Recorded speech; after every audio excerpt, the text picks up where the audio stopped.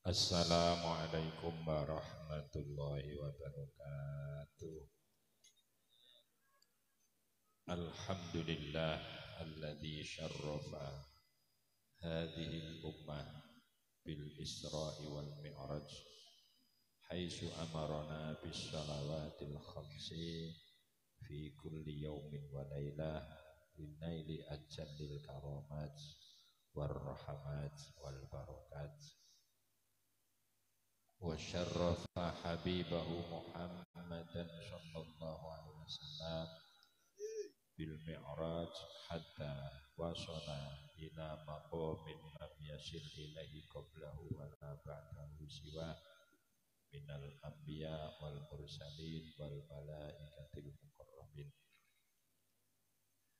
Wassalatu wassalamu ala sayyidina wa habibina wa syafi'ina wa maulana Muhammadin sallallahu alaihi wasallam wa ala alihi wa ashabihi wa tabi'ihi wa muhibbihi ila yaumil liqa'i rabbinal karim.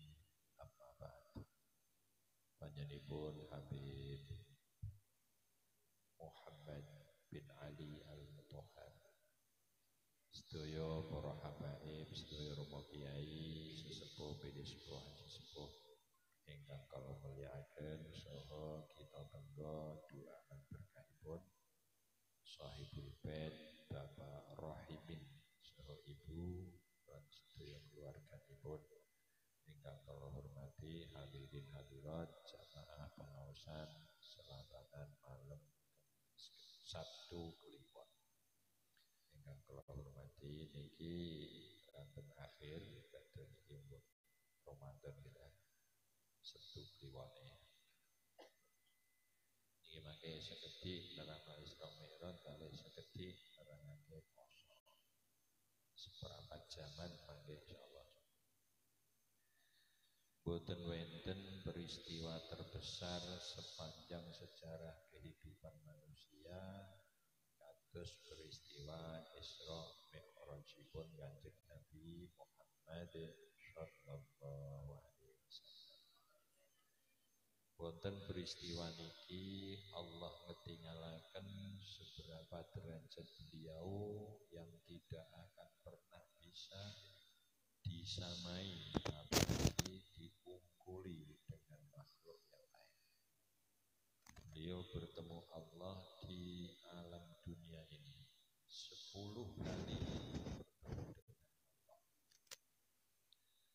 Malaikat Jibril saja jauh masih 70 hijab yang menghalang dari malaikat Jibril untuk bertemu Allah. Rasulullah dipertemukan langsung. Juga keistimewaan-keistimewaan yang terkandung dalam satu kalimat linuriyahu min ayatina. Linuriyahu min ayatina ini tidak cukup diterangkan dalam satu kitab Qissatul Isra Mi'raj, itu hanya ringkasan-ringkasan saja. Maka akhir dari satu surat dari awal surat Al-Isra ditutup innahu huwas samiul basir. Ada seorang mufassir yang sangat ekstrim, tapi saya cocok. Innahu huwas samiul basir, hu-nya ini rujuk kepada Rasulullah sallallahu alaihi wasallam. Kalau hu itu rujuknya ke Allah, sudah maklum Allah samiul basir. Innahu huwas samiul basir. Tapi ada satu mufassir yang hu-nya ini rujuknya ke Rasulullah. Innahu huwas samiul basir. Sudah pakai inna, pakai huwa, terus pakai as-sami al-basir ma'rifat. Jadi itu ada hasrnya dua. Domir fasol huwa itu juga ada hasr as-sami al-basir sebagai khobar ma'rifat, itu juga mengandung makna hasr. Sungguh hanya Muhammad yang sempurna pendengarannya dan sempurna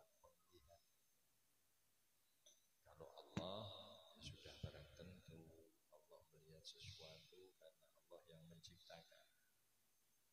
Allah melihat aras seberapa besarnya, Allah tahu karena Allah yang menciptakan. Rasulullah pun mampu melihat aras, tapi bukan Allah, bukan Rasulullah penciptanya, tapi diberi kekuatan oleh Allah mampu melihat aras, mampu melihat Sidratil Muntaha, mampu melihat bangunan-bangunan yang dawuhnya Rasulullah panjangnya sepanjang jagat wetan jagat kulon, tapi beliau mampu melihat. Innahu huwas sami'ul basir. Sampai seberapa sempurna sami' basirnya Rasulullah, sami'ul basir, Rasulullah sempat mendengarkan apa saja yang ada di malam itu, dan semua ingat terekam dengan baik. Dengan perjalanan yang cepatnya melebihi kecepatan suara, tapi semua terekam dengan sempurna dan mampu menceritakan kembali. Makanya innahu huwas sami' dan al-basir. Rasulullah sempat melihat semua yang dilalui Rasulullah walaupun dengan kecepatan melebihi kecepatan suara. Alat syuting yang di depan saya ini, kalau dibawa pakai mobil dengan kecepatan 300 km per jam, dibuat nyoteng, saya yakin tidak dapat gambar apa-apa. Tidak akan mampu menangkap gambar satu pun kalau kamera ini dibawa dengan kecepatan 300 km per jam. Tapi Rasulullah berjalannya tidak hanya 1000 km per jam, bahkan mungkin 10.000 km per jam. Tapi apapun yang dilalui, suara apapun yang ada saat itu, Rasulullah mampu merekam dengan sempurna. Innahu huwas sami'ul. Kalau menerangkan Rasulullah sudah barang tentu semua adalah nomor satu, tapi ada yang lebih hebat dan ada yang lebih penting dari apa yang disandang oleh Rasulullah.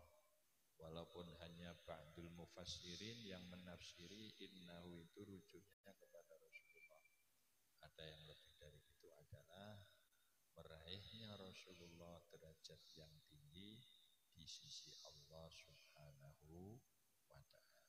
Karena Rasulullah bertemu langsung dengan Allah fi alamid dunya. Alamid dunya, kalau fi alamil akhirah, besok semua orang mukmin akan melihat Allah.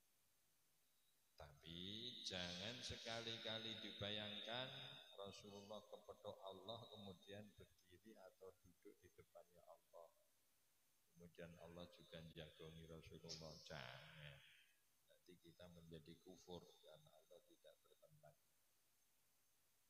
Rasulullah di atas, Rasulullah ketemu Allah, tapi Allah tidak di atas. Di mana? Tidak di mana-mana. Terus bagaimana? Tidak bagaimana. Terus imankan, selesai. Jangan dipikir. Memikir tidak boleh, bertanya itu bid'ah, tidak percaya itu kufur, iman wajib. Jadi cukup apa? Imankan, selesai. Ini peristiwa Isra Mi'raj. Yang lebih hebat dari Allah kepada Rasulullah, yang melebihi innahu huwas sami'ul basir, adalah ketika Allah menyampaikan salam langsung kepada Rasulullah. Assalamu alayka ayyuhan nabiyyu wa rahmatullahi wa barakatuh. Dijawab oleh Rasulullah, assalamu alaykum. Tapi tidak berhenti di situ.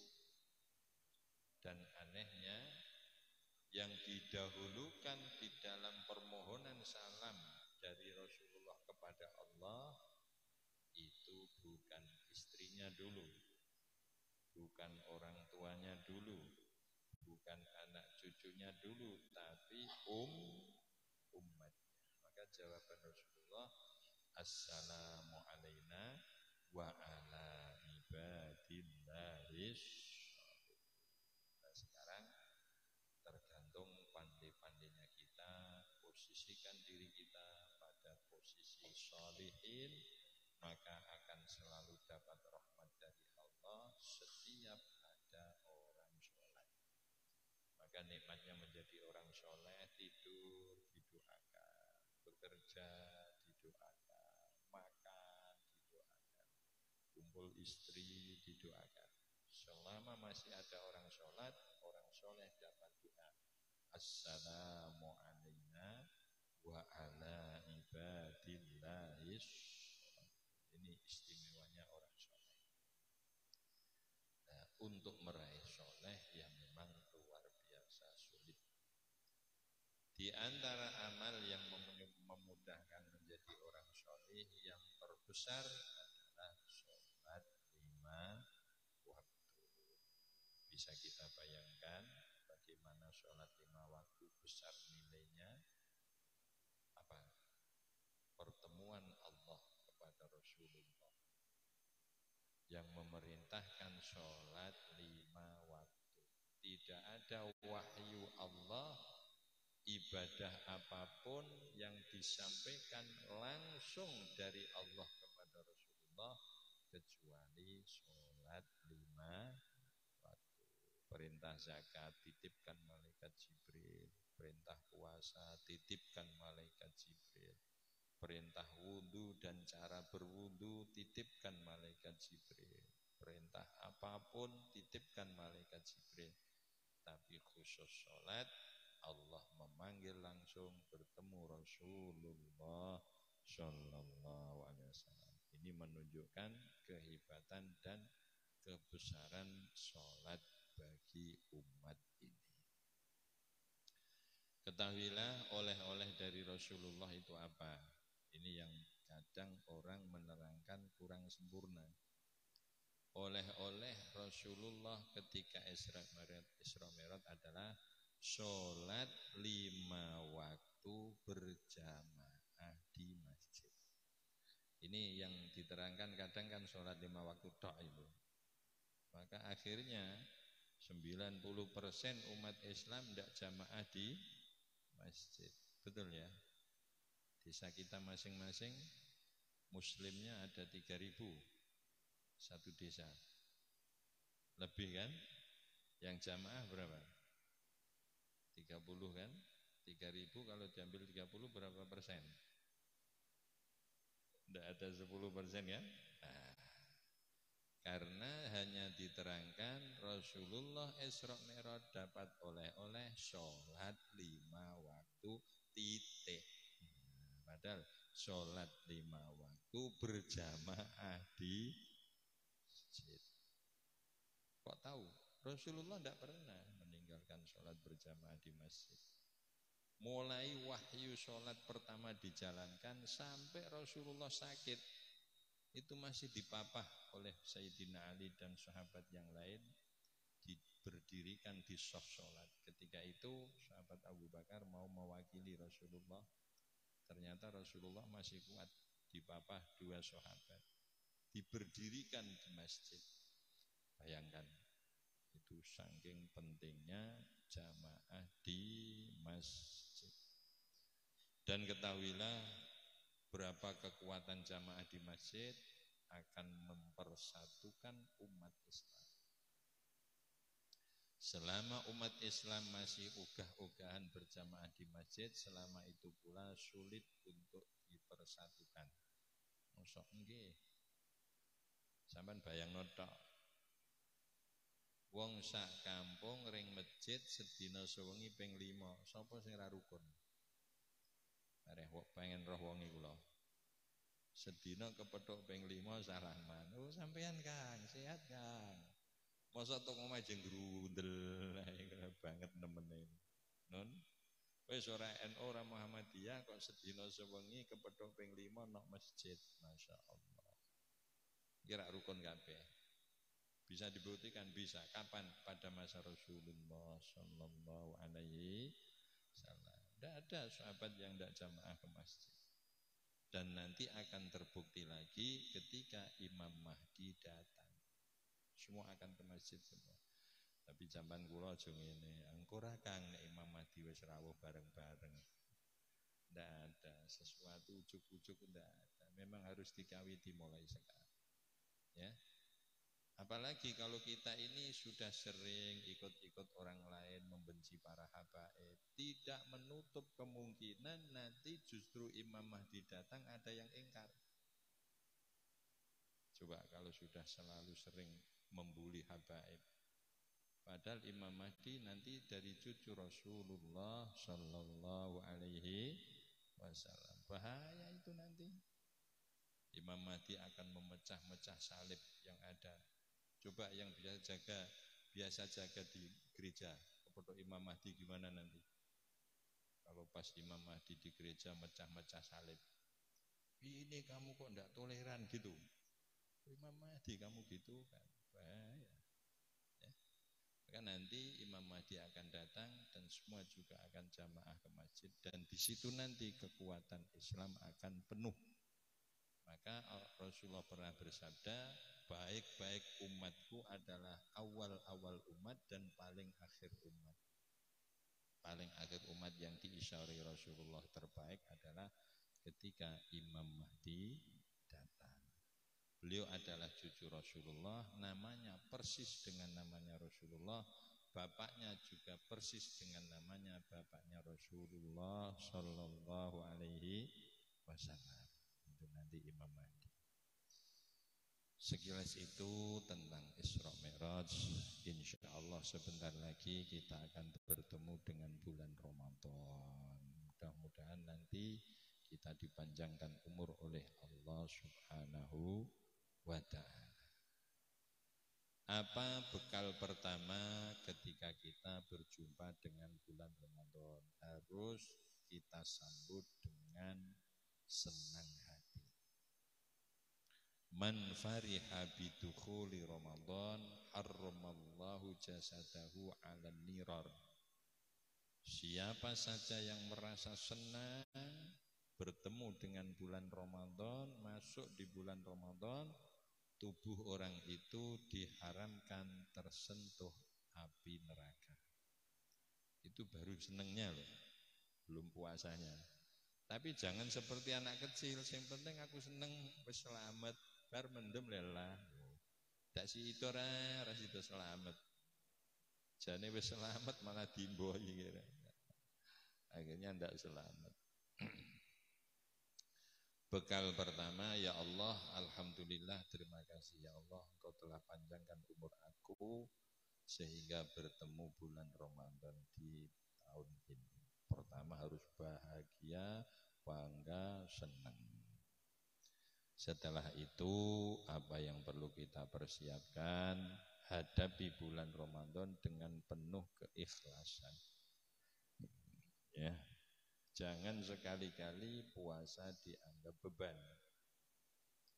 Siapapun orang yang menganggap ibadah adalah sebuah beban, maka sulit untuk menjalankan dengan ikhlas. Tapi siapapun yang mampu menjadikan ibadah adalah kebutuhan hidup, maka dia akan mudah ikhlas dalam segala bentuk ibadah. Jadi ibadah itu bukan beban, Pak, kebutuhan hidup. Manusia itu kan terbuat dari wadak dan ruh, jasad dan nyawa. Jasad butuh makan, nyawa juga butuh makan. Jasad bisa sakit, ruh pun bisa sakit. Jasad ada obatnya, ruh pun ada obatnya. Jasad ada tempat opnamnya, ruh pun ada tempat opnam. Ini yang kelihatan. Oh, sekedap ya. Boten kantun boten. Mereka nyupire 120. Dan ketahuilah ruh ketika kita mengumbar jasad itu terpengaruh. Makan yang banyak, menuruti keinginan nafsu tanpa batas akan menjadikan roh sulit dikendalikan. Nafsu sulit dikendalikan. Kita bisa membayangkan 1 tahun 11 bulan tanpa ada batas. Kita makan semaunya, minum semaunya, tidur semaunya, kumpul bojo semaunya. Ada yang 1 hari 4 kali, ada yang 4 kali 1 hari. Sama ya. Coba terus kita harus diberhentikan dalam 1 bulan. Artinya kalau itu kendaraan turun mesin. Maka di bulan Ramadan ini nanti betul-betul kita dihadapkan oleh Allah SWT dengan amal yang sangat istimewa. Seberapa keistimewaan bulan Ramadan, siapa saja yang beramal sunnah di bulan Ramadan, Allah memberi pahala sama dengan amal wajib. Pahala tapi nanti jangan terus terawih 20 rakaat, terus ora sholat subuh 10 dino. Podo kok ndak? Podo itu ganjarane. Nggih, sholatnya ya tetap harus dilaksanakan sendiri. Siapa yang menjalankan amal wajib di bulan Ramadan punya nilai 70 kali lipat. Itu kalau berbuat amal wajib di bulan Ramadan. Ya, kalau amal sunat dikasih balas sama dengan wajib. Kalau yang dijalankan amal wajib 70 kali lipat. Kalau orang yang sregep, wah kalau gitu saya yang ngamal terus. Kalau orang yang salah paham, oh berarti saya ngamal sekali untuk 70 hari. Ini salah paham lagi orang ini, ya. Sampai tidurnya pun dicatat ibadah. Kalau orang sregep, tidur saja ibadah, apalagi kalau saya ibadah, kan ngoten. Tapi nek sing kulino gleh-gleh, turu tok wis ibadah kok. Mulai 5:30 wis nggawa bantal, ring dinang ibadah, Mak. Sampai dhuwur nglilir salat tok, bar salat ngibadah meneh. Sampai asar nglilir kok isih tegel ngibadah neh. Digugah sudah maghrib. Puasa yang seperti itu anak kecil pun kuat. Ya, padahal puasa tidak untuk tidur. Walaupun ibadah. Ini hebatnya bulan Ramadan bagi umat Rasulullah Shallallahu Alaihi Wasallam. Yang perlu kita persiapkan pertama itu masuk malam itu harus bersamaan dengan biurnya rai yang pertama itu dan seterusnya. Tapi Ramadan justru harus didahulukan niatnya sebelum subuh. Setelah kita punya niat, 3 telinga, 4 dalan ngarep, 5 dalan buri. Paham ya? Orang ceketeng. Dalan motor, dalan ngarep, dalan buri. 5. 6 otot besar untuk memasukkan infus. Jadi 6 lubang ini kalau sengaja dimasuki sesuatu batal, walaupun tidak kenyang. Nah, batas ngene ora batal. Tapi kalau ling nyogok sudah sampai yang atas ini itu mulai batal. Jadi kalau sampai puasa kok disuap otomatis batal. Untung coronya ndak sampai di puasa membatal itu. Itu kalau sampai dibangus semua besok tak tutut aku. Meneng-meneng di celengan tiket loro aku. Ya, gara-gara suwet, gara-gara coro nih, corona, hutan ya. Ini ya, kudu cepet-cepet nih.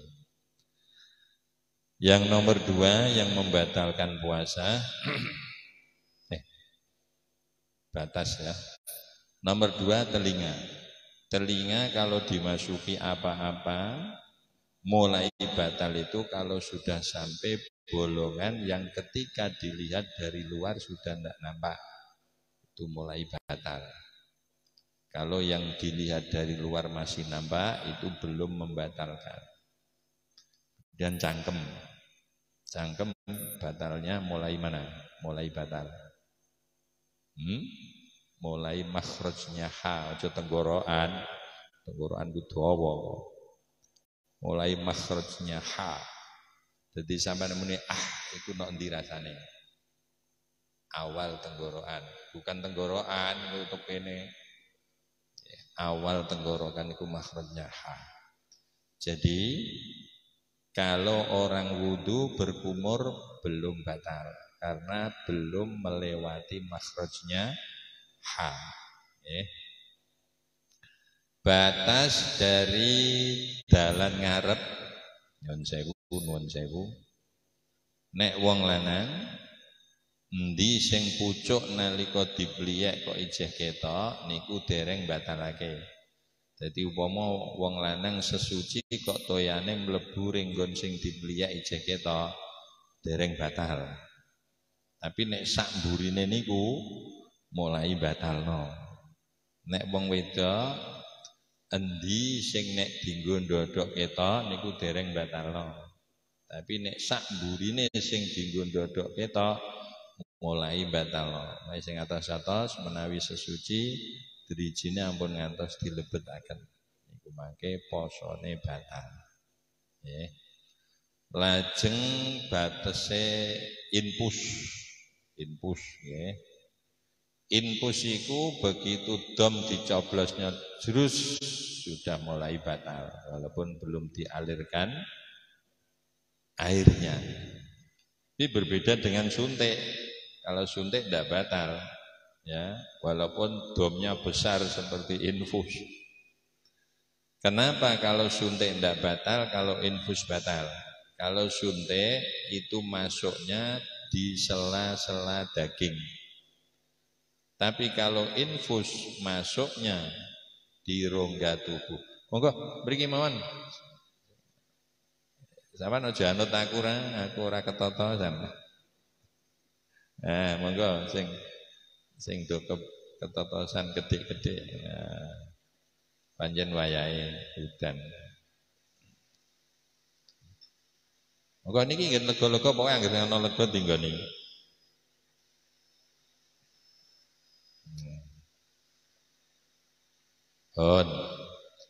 Yang nomor 2 yang membatalkan puasa jarak mutah-mutah ya. Kalau ndak jarak ndak batal. Contoh yang ndak jarak, ibu-ibu yang sedang ngidam. Sidik-sidik muka, ndak apa-apa, ndak batal. Ya. Kemudian jarak bersetubuh dengan istri. Kalau tidak jarak tidak ya. Batas mulai batal memasukkan hasyafah. Batasnya itu hasyafah. Hasyafah tahu ya? Miliknya bapak-bapak yang klemis itu namanya hasyafah. Jalur helm. Kalau hanya separuh itu belum membatalkan. Kalau sudah tidak kelihatan sama sekali batal. Yang perempuan batal, yang lelaki batal. Yang perempuan dosa, yang lelaki juga dosa. Tapi yang kena denda yang lelaki. Yang perempuan tidak. Sebabnya apa? Sebabnya apa?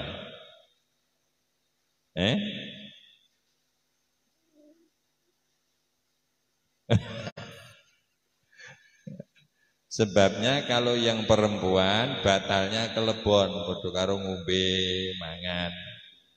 Yang lelaki batalnya karena jima. Nah, yang kena denda besar itu jimanya. Kalau perempuan kan sebelum masuk sampai khasafah sudah batal dulu, baru separuh itu sudah batal. Jadi belum dinamakan jima, perempuan sudah batal. Maka yang kena denda hanya yang lelaki. Ya. Kemudian naudzubillah murtad. Itu bisa membatalkan apa? Puasa. Haid Pak, kok tidak diikutkan? Enggak. Haid itu bukan membatalkan puasa, tapi mentidaksahkan puasa. Ya, jadi haid itu tidak kelebuan kok. Seperti orang kencing gitu saja. Nifas juga begitu. Maka tidak membatalkan puasa, tapi puasanya menjadi tidak bisa dijalankan karena ada halangan. Jadi haid nifas itu bukan batal puasa, tapi tidak mengesahkan puasa. Itu yang harus dijaga, jangan sampai dijalankan. Kemudian tidak kalah penting menjaga sesuatu yang membatalkan pahala puasa. Ngomong goroh, ya, sumpah palsu, ya, itu ngomong yang saru-saru itu membatalkan pahala puasa.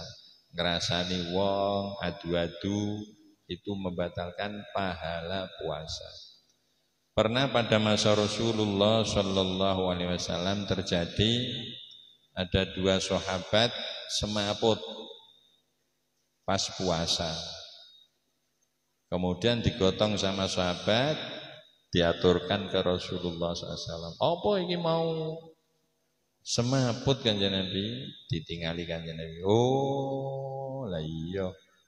Lalar gawe. Golekno mangkok loro. Bareng dipundhutno mangkok, Rasulullah dawuh, coba yang kamu minum tadi apa dimuntahkan. Yang kamu makan tadi apa dimuntahkan. Perempuan yang satu medal daging sak prongkol. Geteh seger. Kamu yang satu dua kali. Sahabat melongo kabeh lho iki mau poso kok mangan daging mentah geteh seger, kira keturunan Dracula ta kepiye wong. Kemudian Rasulullah dawuh, "Lah iya kowe poso kok dadak nak-nik ngrasani wong." Di masa Rasulullah ngrasani wong ku padha karo ngombe getehe kancane, mangan daginge kancane sing mentah niku mau. Mulane mergo ngombe geteh mangan daging posone batal, ning sing batal ganjarane.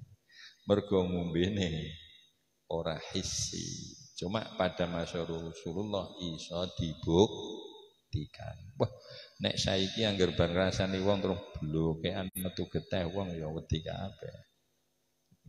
Ya. Jadi ayawaddu ahadukum ayyakula lahma akhihi maitan fakarihtumuh niku di masa Kanjeng Nabi saged dibuktekno. Nah, pramila mangke di bulan Ramadan betul-betul kita jaga.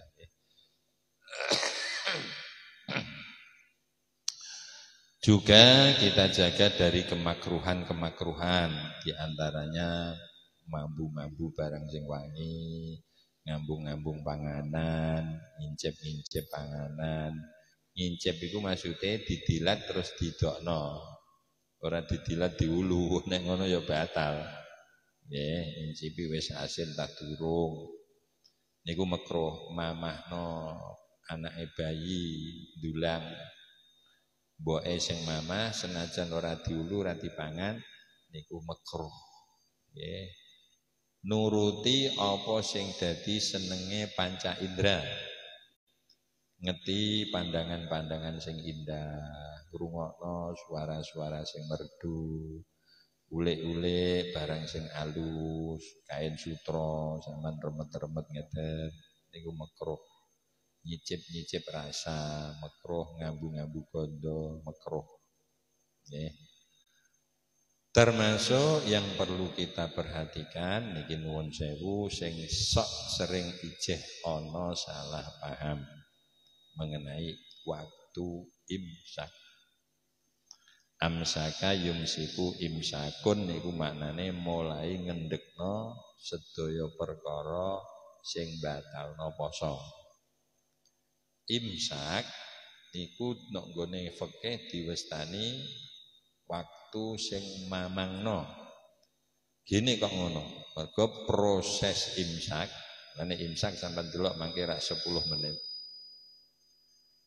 Cara ahli falak nentokno awal waktu teng kalender iku carane digarap sik ngangge falak upama subuh jam 4:15 menit. Hasil garapan niku nulis nok kalender jam 4:20 menit ditambah 5 menit. Tujuannya napa? Supaya wis bener-bener subuh ditambah 5 menit. Tapi nek mengakhiri sahur dikurangi 5 menit. Supaya napa? Ngati-ati aja ngasek ling sahur ketelonyor tutup subuh. Lah saiki penambahan 5 menit karo pengurangan 5 menit iku nek digabung pinten? 10. Mulane nek ana tulisan kalender subuh jam 4:20 menit iku jam 4:15 menit wis subuh. Lah bareng mbok delok jam 4:20 menit lagi jam 4:17 menit. Wah ije 3 menit udut sik. Wis subuh iku. Ngono li bendina. Lumayan ije sak udutan dari 3 menit dari. Dak reti nek iku jam 4 pira mau 15 menit iku wis subuh. Lah kono jam 4:17 menit wis subuh pirang menit? 2 menit. Mulane diarani waktu sing masguk niku waktu imsak. Iku proses imsak niku ngoten niku. Lah pramila anggere wis imsak yo mandeg. Lamun ijih ana sing urung kalu cepet-cepet diulu ning aja ngasek lebih dari 5 menit mulai dari bel imsak. Mergo 5 menit iku pengurangan supaya ling sahur ora ketelonyor subuh. Lah 5 menit malih penambahan supaya subuhe wis yakin nek wis subuh. Dadi lamun azan wis yakin nek wis ditambah 5 menit niku. Nah niku proses imsak. Napa? Pengunge mboten sareng. Iku ya salah sing nyetel. Nggih. Mulane senajan ana pengung, senajan ana napa tetep ngilmu niku supados dimangertosi nggih. Tapi asal niku wau tesih 5 menit sebelum tertera teng kalender niku tesih aman. Tapi nek wis lebih dari 5 menit dari yang tertera di kalender artinya sudah masuk subuh. Cuma teng mriku kok durung mergo napa? Penambahan 5 menit supaya yakin subuh niku. Para rawuh ingkang kula muliakan mungkin niku mawon sekilas mungkin mangke saged tambah pangertosan kula anggene ngrencangi teng mriki setunggal tahun khususnya datang Sahibul Bait Mas Rahimin lan sedaya keluarganipun sering cok ngolah ngalih jame so mboten pas wong pancen ngepasno. Mulane barang nek dipasno malah kadang ora pas. Tapi nek pas aku mesti pas gitu. Tapi nek dipas-pasno malah kadang ora pas. Kula nyuwun maaf lan ugi mbok menawi setiap matur wonten mriki wonten tembung ingkang kirang sekeca utaminipun dumateng para habaib. Nggih. Panjen kesempatan awal setiap kula dugi kula langsung ngaos lan saterasipun kados ingkang sampun mlampah. Kirang langkungipun nyuwun maaf. Kula terus nyuwun pamit. Akhirul kalam. Wassalamualaikum warahmatullahi wabarakatuh.